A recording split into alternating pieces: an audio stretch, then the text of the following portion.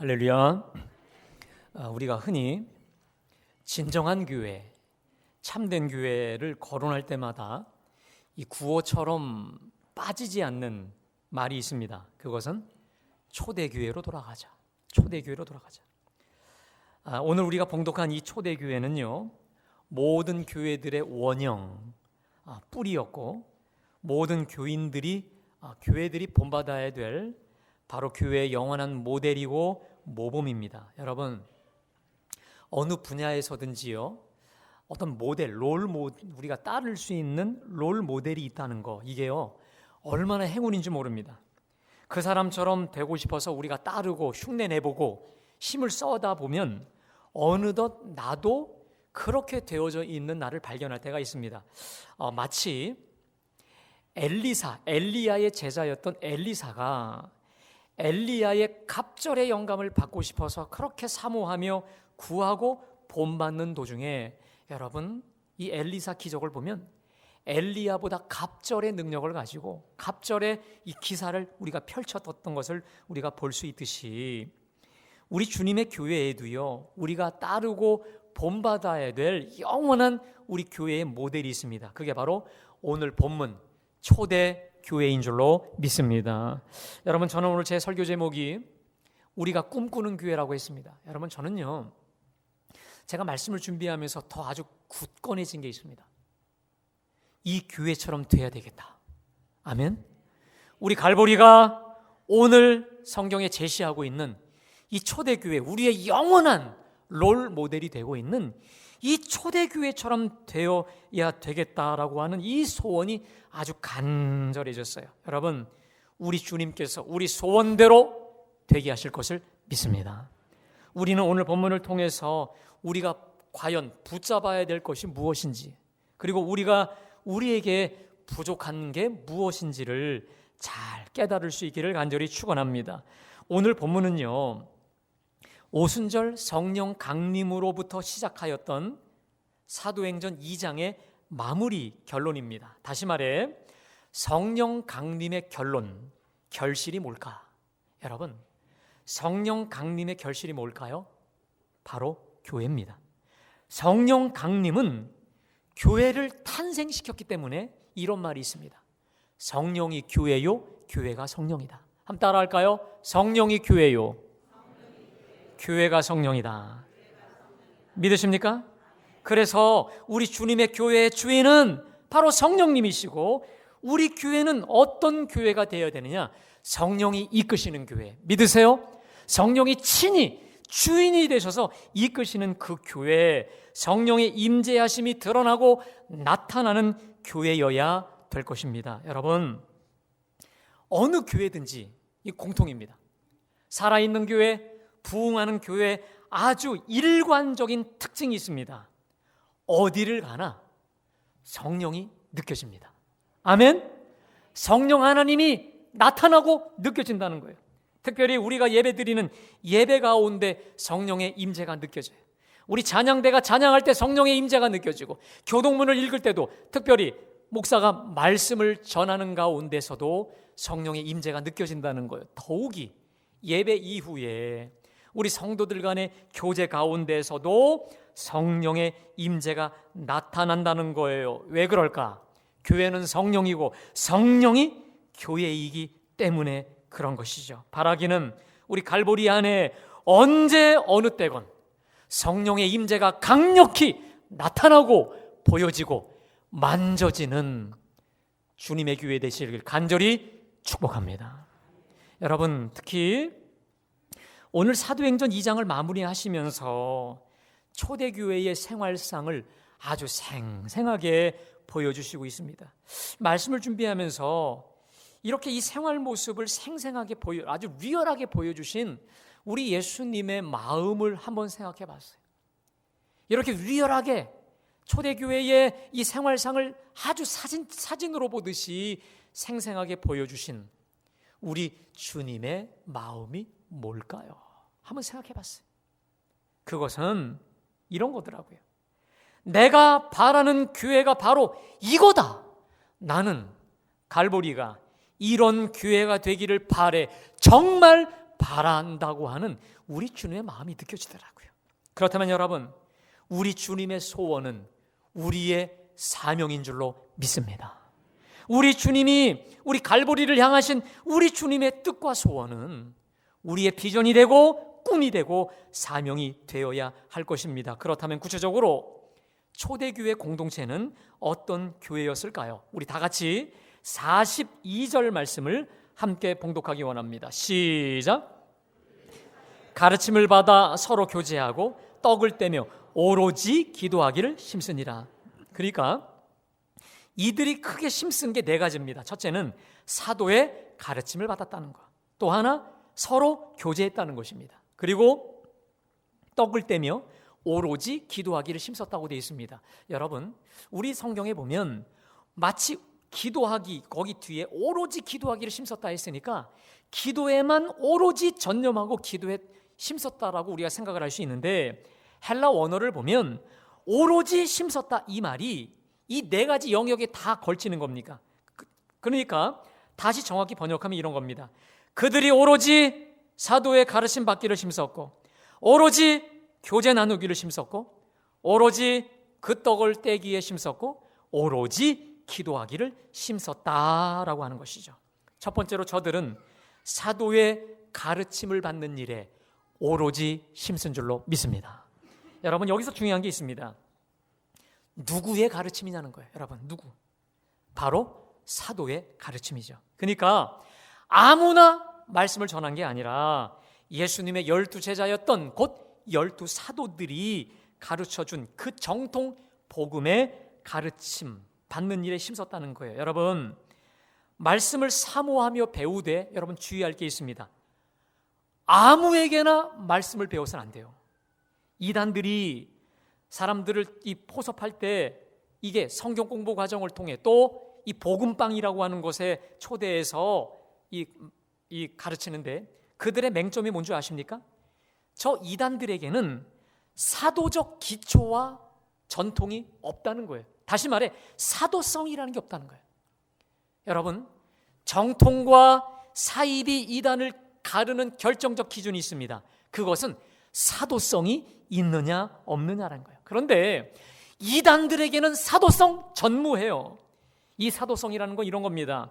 기독교 2000년 역사 속에서 축적되어져 온 이 복음의 전통, 이 전통을 말하는 것인데, 이단들은 이 교주들이 자기가 읽고 싶은 대로 또 보고 싶은 대로 성경을 꿰어서 자기 식대로 만들어버리기 때문에 이 복음의 전통, 이 사도성이라는 게 아예 전무하다는 거예요. 그러나 우리 갈보리는 주님의 죽으심과 부활을 친히 경험한 예수님의 12제자 곧 사도들이 전하여 준 말씀과 전통, 2000년 기독교 역사의 전통 위에 세워진 우리 갈보리는 사도적 교회인 줄로 믿습니다. 자, 그러면 구체적으로 사도들이 가르쳐준 그 구체적 내용이 뭘까? 여러분, 사도의 가르침이라 있습니다. 그럼 사도들이 가르친 그 내용, 핵심이 뭘까? 간단합니다. 복음이에요. 오직 복음이에요. 다시 말해 주 예수 그리스도의 복음이라는 거예요. 제가 저번 주에 설교했었던 사도행전 2장 20절에 이스라엘 사람들아 이 말을 들으라 라고 하면서 사도행전 2장 22절부터 36절까지 말씀하셨던 그 복음, 다시 말해 예수님의 공생애, 예수님의 죽으심과 부활, 승천하셔서 하나님 보좌 우편에 앉으사 성령을 친히 보내주심으로 이제 온 세계 열방을 친히 다스리시고 통치하시며 섭리하시는 우리 주 왕 되신 그리스도, 예수 그리스도의 복음, 바로 이것이 바로 사도의 가르침의 핵심이고 결론이었다는 것입니다. 여러분, 우리가 교회를 오래 다녔어도요, 말씀을 제대로 배우지 않으면 영적인 뿌리가 약하기 때문에 시련이 오면 금방 흔들거립니다. 마치 바람에 나는 겨처럼 속에 아무것도 찬 게 없기 때문에 마귀가 훅 불어버리면 이리저리 흔들릴 수밖에 없어요. 여러분, 우리가 지금은 다 은혜롭고 또 믿음이 충만해 보이는 것처럼 같이 예배를 드려요. 저는 그걸 믿는데, 그런데 진짜와 가짜를 가르는 방법이 뭔지 아십니까? 내가 정말 말씀의 사람인지 가르는 방법은 시련의 때, 환난의 때, 말씀이 없으면, 말씀의 뿌리가 약하면 늘 흔들립니다. 바람에 나는 겨와 같이 흔들릴 수밖에 없는 겁니다. 그러나 말씀의 검, 성령의 검을 날카롭게 예리하게 갈아 놓을 때 어떤 마귀의 거짓과 속임수도 분별하고 물리쳐 버리는 줄로 믿습니다. 그러므로 여러분, 우리 신구약 성경을 체계적으로 공부해서 흐름을 관통 정리하시기를 바랍니다. 그리고 무엇보다 먼저 예배 시간에 선포되는 담임 목사의 설교를 잘 노트하여 들으실 수 있기를, 경청하시기를 간절히 축복합니다. 두 번째로, 저들은 서로 교제하는 일에 오로지 힘썼다라는 것입니다. 여러분, 자, 그런데 구체적으로 이들의 교제가 어떤 교제였을까? 제가 42절을 다시 봉독합니다. 그들이 사도의 가르침을 받아 서로 교제하고. 여러분, 우리 예수 믿는 사람, 크리스찬의 교제의 특징이 있습니다. 그 앞에 단서가 붙습니다. 사도의 가르침을 받아 교제했다. 그러니까 세상 사람들처럼 그저 어떤 사교 모임 혹은 세상적 교제가 아니라 영적인 교제예요. 특별히 사도의 가르침을 받아 교제했다. 우리 기독교인, 우리 하나님의 사람들의 교제의 중심에는 사도의 가르침, 다시 말해 듣고 은혜 받은 말씀의 나눔이 그 중심에 있는 거예요. 믿으세요? 올해 우리 교회에서 시행하고 있는 주보 7면에 나오고 있는 GSS 속회시 말씀 나눔, 이게 바로 그것입니다.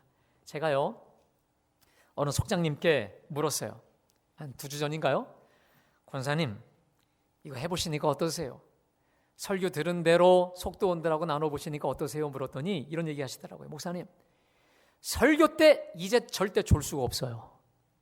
나눠야 되는데, 내가 인도해야 되는데 다 같이 들은 말씀 나눌래니 절대 졸 수가 없고요. 속도들과 함께 나누는데 어떻게 받은 은혜가 다 다른지 모르겠어요. 여러분, 제가 그때 참 큰 은혜 받고 기뻤습니다. 똑같은 말씀이 전해져도 우리의 얼굴과 우리 성격이 다르듯이 받아들이는 은혜의 내용도 다른 줄로 믿습니다. 여러분, 은혜는 나눌수록 풍성해지는 것입니다. 받은 바 은혜를 나누면서 여러분 플러스 자연스럽게 기도 제목을 함께 나누시기를 바랍니다. 그리고 그 기도 제목을 가지고 뜨겁게 서로 중보해 주시기 바랍니다. 주님은 마태복음 88장 19절에서 분명히 우리에게 약속해 주셨는데, 여러분 우리 다 같이 한번 봉독해 볼까요? 자, 시작. 너희 중에 2-3 사람이 땅에서 합심하여 무엇이든지 구하면 하늘에 계신 내 아버지께서 그들을 위하여 이루게 하시리라. 2-3 사람이 내 이름으로 모인 곳에는 나도 그들 중에 있느니라. 여러분, 저는 확신합니다. 2-3 사람이 주의 이름으로 모여서 그들의 문제를 위해 서로 마음을 합심하여 무엇이든지 구할 때에 우리 하나님께서 기뻐 들으사 응답해 주실 것을 믿습니다. 놀랍고 기가 막힌 간증들이 차고 넘치게 하여 주실 것을 믿습니다. 바라기는 여러분, 정말 여러분에게 말씀드립니다. 여러분의 교제 중심 가운데 하나님 말씀, 은혜 받은 말씀이 있기를 바라고 그 말씀 붙잡고 여러분의 기도 제목을 함께 나누며 뜨겁게 중보 합심할 수 있기를 간절히 축복합니다. 3 번째로, 초대교회는 떡을 떼는 일에 힘썼다 합니다. 여러분, 근데 이 헬라 원문에 보면 그떡이라고 되어 있습니다. 그떡. 이 그떡이 뭘까요? 우리가 조금 아까 함께 나누었던 성찬의 떡입니다. 다시 말해 주 예수님의 죽으심, 피 흘리심이 예배 때마다 또 소모임 때마다 기념이 되고 선포되었다는 거예요. 그리고 성만찬에 이어 애찬, 사랑의 밥상이 또 연결됐다는 거예요. 그러니까 여러분, 우리가 예배 드릴 때 우리는 한 달에 한 번씩 성만찬을 하지만 초대교회는 예배 때마다 성찬과 더불어 끝나고 밥상 공동체가 또 속회 때도 성찬과 함께 애찬이 동시에 이루어졌다는 것입니다. 네 번째로 초대교회는 오로지 기도하기를 심었다라는 거예요. 여러분, 그런데 여기서 오로지 기도하기를 심었다고 했을 때 이 오로지 기도는 개인 기도라기보다 공동체가 합심해서 드리는 합심 기도였다는 거예요. 다시 말해 오순절 성령 강림 사건이 저들이 함께 합심하여 기도했을 때 임하였듯이 저들이 함께 모여 정말 뜨겁게 끊임없이 기도하였다는 것입니다. 여러분, 우리 성도들에게 있어서 기도는 생명줄입니다. 한번 따라할까요? 기도는 생명줄이다. 우리가 그 어떤 극한에 처해도 기도 줄만 놓치지 않으면 우리는 반드시 삽니다. 여러분, 제가 여러분에게 꼭 당부합니다. 이젠 끝이다. 이젠 정말 끝났다. 아무리 여러분들이 코너에 몰렸다 할지라도 기도줄을 잡을 때 생명의 역사가 일어나게 될 줄로 믿습니다. 우리가 기도할 때, 기도의 생명줄을 잡을 때 주님이 우리 곁에 오셔서 우리와 함께하여 주실 것을 믿습니다. 그래서 시편 145편 18절에서 이렇게 약속하셨습니다. 우리 다 함께 봉독할까요? 자, 시작. 자기에게 간구하는 모든 자, 곧 진실하게 간구하는 모든 자에게 가까이 하시도다. 여러분, 우리 하나님은 기도하는 자에게 가까이 하시는 줄로 믿습니다. 제가 오래전에 기도 찬양 중에 이 찬양이 있는데 참 이 찬양을 좋아해요. 여러분 아시죠? 기도는 우리의 안식 빛으로 인도하니 앞이 캄캄할 때 기도 잊지 마세요. 여러분, 제가 이걸 옛날 국민학교 때 배웠거든요. 우리 엄마 아버지 부르는 걸 제가 듣다가 알게 됐는데 이 가사, 앞이 캄캄할 때 기도, 이게 순간마다 때마다 저에게 막 다가올 때가 얼마나 많은 줄 몰라요. 사랑하는 여러분, 앞이 캄캄할 때 이 기도는 우리를 빛으로 생명으로 인도해 주실 줄로 믿습니다. 여러분, 우리가요, 기도가 생명줄인데 우리가 홀로 기도하는 것도 이렇게 놀라울진데 두세 사람이 합심하여 기도할 때 우리 하나님이 얼마나 놀랍고 위대한 역사를 나타내 주실까요? 저는 요즘에 참 많이 행복하기도 해요. 제가 엊그제 금야 심야 기도 직전이었습니다. 8시 반에 이제 찬양을 잠깐 하고 이제 다시 6층으로 올라가는데 어디서 기도하는 소리가 들려요. 뜨겁게 기도하는 소리가 들려봤더니 5층에서 우리 여성교회를 중심으로 금요 심야와 예배를 위해 뜨겁게 기도하는 거예요. 불을 다 꺼놓고 음악 틀고 성가대실에서 뜨겁게 기도하시는데 제가 얼마나 말씀을 전하면서도 든든한 줄 모르겠어요. 또 어제는 우리 6층에서 우리 청년교회 청년부원들이 또 예배와 교회를 위해서 뜨겁게 6층이 떠나갈 정도로 기도하시는데 저는 이 요즘 저의 행복이 이 중보 합심 기도를 듣는 것입니다. 우리가 서로 마음을 모아 합심하여 교회와 가정과 우리 직장과 성도들을 위해 기도할 때 마귀는 떠나갈 줄로 믿습니다. 성령의 강력한 기름 부으심이 끊이지 않고 물 붓듯 부어주실 줄로 믿습니다. 여러분 잘 들으세요. 마귀는 이 엄청난 기적을 알기 때문에 성도들이 기도하는 것을 방해합니다. 제가 목회를 하면서 깨달은 게 있습니다. 여러분 뭔지 아십니까? 우리가 조용히 있죠. 일 안 하고 조용히 있죠. 그럼 마귀도 조용해요. 근데 우리가 주님 나라 위해서 바쁘게 움직일 때 이 마귀도 얼마나 바쁜 줄 몰라요. 우리 하는 거 방해하려고, 주님 나라 확대되지 확산되지 못하게 하려고, 이 선한 일 못하게 하려고 우리가 바쁠 때 마귀도 얼마나 바쁘게 움직이는 줄 몰라요. 여러분, 그래서 내가 주에 좀 선한 일을 하려고 하는데 자꾸 일이 꼬인다? 기뻐하십시오. 부흥의 징조입니다. 믿으세요? 특별히 우리가 정말 기도할 때 합심하여 기도하려고 하는데 어려움이 있다. 여러분 더더욱 합심하여 기도하시기를 축원합니다. 우리 지체들끼리 무엇보다 더욱 뜨겁게 서로 사랑하시기를 축원합니다. 그리하면 마귀는 떠나가고 은혜와 성령이 기름 붓듯 부어주실 줄로 믿습니다. 성령의 새바람, 새로운 기사와 표적이 나타나게 하실 줄로 믿습니다. 아니나 다를까 이렇게 오로지 중보 합심하여 뜨겁게 기도할 때 어떤 일이 벌어졌을까? 우리 43절 다 같이 봉독할까요? 자, 시작. 두려워하는데 사도들로 말미암아 기사와 표적이 많이 나타나니. 여러분, 그렇습니다. 이렇게 사도들을 중심으로 뜨겁게 서로 중보하여 기도의 불을 뜨겁게 붙이게 되자 사도들을 통해 놀라운 기사와 표적과 기사들이 속출하는 거예요. 귀신이 떠나요. 안전뱅이가 일어나요. 눈먼 사람이 치유되는 역사가 일어나는 거예요. 여러분, 우리가 중보할 때, 합심하여 뜨겁게 기도할 때 상상치도 못했던 이렇게 놀라운 기사와 표적이 속출게 된 줄로 믿습니다. 그것은 귀신이 떠나고 안전뱅이가 일어나는 기적도 일어나겠지만, 여러분, 저는 믿습니다. 그것만이 기적이 아니에요. 설교 시간에 매일 졸던 사람이 두 눈을 똑바로 뜨고 졸지 않고 설교를 듣는 거, 이것도 기적이에요. 술과 담배를 즐기던 사람이 이것들을 끊고 오직 말씀을 즐거워하는 거, 이것도 기적입니다. 우리 기도의 응답으로 부서진 가정이 회복되고 집 나간 자식이 돌아오고 기도가 응답되는 것, 이것도 기적이고 표적인 줄로 믿습니다. 여러분, 건강한 교회, 부흥하는 교회, 성령의 임재가 나타나는 교회는 이러한 기사와 표적이 속출하는 줄로 믿습니다. 저는 우리 갈보리에 하나님의 위대한 기적과 하나님의 위대한 표적과 기사와 축복이, 간증이 끊이지 않게 일어나게 되시기를 간절히 축원합니다. 주께서 반드시 역사하사 넘치게 하실 것을 믿습니다. 더욱이 더 놀라운 사실이 벌어집니다.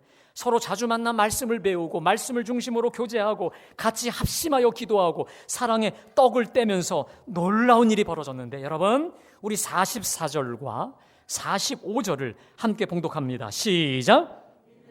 다 함께 있어 모든 물건을 서로 통용하고 또 재산과 소유를 팔아 각 사람의 필요를 따라 나눠주며. 자, 여러분, 이 구절과 정확히 똑같은 평행 구절이 사도행전 4장 32절인데 우리 함께 다 같이 봉독할까요? 자, 시작. 한 뜻이 되어 모든 물건을 서로 통용하고 자기 물건을 조금이라도 자기 것이라 하는 이가 하나도 없더라 라고 되어 있습니다. 여러분, 이런 겁니다. 내가 재산을, 돈을 소유하고 있지 않습니까? 근데 이 소유를 내 거라고 하지 않아요. 이건 공동 소유라 해서 이 물질을 다 그냥 내놔요. 그리고 이 내놓은 이 물건을, 이 재산과 돈을 가지고 누가 어려운 사람이 있으면 그 사람의 필요를 도와주는 거예요. 여러분, 그러니까 이 교회에는 가난한 사람이 한 명도 없었다는 거예요. 그런데 이건 혁명입니다. 여러분, 제가 이렇게 보면 평소에 예수를 잘 믿는다 하는 사람들도 언제 넘어지냐? 돈 때문에 넘어져요. 물질 문제에 부딪히고 시험 드는 일이 얼마나 많은 줄 몰라요. 그래서 마틴 루터가 이렇게 말했습니다. 진짜 회심의 징표가 뭐냐? 지갑이 회심해야 돼. 지갑. 돈 지갑이 회심하지 못하면 진정한 회심이라 말하기 어렵다라고 말할 정도로, 여러분, 누구나 다 돈을 아끼고 돈을 좋아하지 않습니까? 그런데 성령이 부어지니까 욕심이 사라져요. 가진 재물도 주님과 이웃을 위해 내어놓아요. 이전에는 보이지 않았던, 몰랐던 힘든 형제와 자매의 필요와 어려움이 눈에 들어오기 시작한 거예요. 여러분, 여기서 우리가 꼭 짚고 넘어가야 될 점이 있습니다. 초대교회 나눔의 시작은 착한 사람, 선한 사람에 의해서 이루어진 게 아니라 성령 받고 은혜 받은 결과인 줄로 믿습니다. 나눔은, 내 물질의 나눔은 은혜 받은 결과였어요. 말씀을 받고 기도하고 떡을 떼며 흠뻑 은혜를 받고 나니 이제 남들이 보이기 시작하더니 나눔의 행위가 자연스레 흘러나온 줄로 믿습니다. 나눠야 돼, 가져와야 돼, 이런 강압이 아니에요. 자발적으로, 기쁨으로 내 돈지갑을 열고 재산을 다 공동 소유로 내놓을 수 있는 그 역사가 바로 은혜에서 비롯되게 된 줄로 믿습니다. 더군다나 성령의 역사, 은혜의 역사가 지속되면서 놀라운 일이 벌어지는데 바로 46절에 제가 봉독합니다. 날마다 마음을 같이하여 성전에 모이기를 힘쓰고 집에서 떡을 떼며 기쁨과 순전한 마음으로 음식을 먹고. 여러분, 교회 나오는 게 기뻐요. 성전에 나오는 게 너무 기뻐요. 여러분, 우리가 비록 이 바이러스 때문에 우리가 마스크를 쓰고 예배를 드리지만 그럼에도 교회 나오는 건 기쁜 것입니다. 할렐루야. 우리 제단에 나오는 것이 기쁘고 교회 안에 있는 것이 기쁘고 우리 교우들을 만나는 게 기쁜 것, 이게 바로 초대교회 역사였는데, 바라기는 여러분, 우리 주님 전이 기다려지고 성전 안에 있는 것이 기쁘고 행복하고 또 가고 싶어지는 우리 갈보리 교인들 될 줄로 믿습니다. 자, 그래서 여러분, 결론이 있습니다. 우리 47절 말씀 우리 큰 목소리로 함께 봉독합니다. 시작. 또 온 백성에게 칭송을 받으니 주께서 구원받는 사람을 날마다 더하게 하시니라. 아멘. 여러분, 하나님을 찬미한다. 이것은 하나님께 영광을 돌리는 거예요.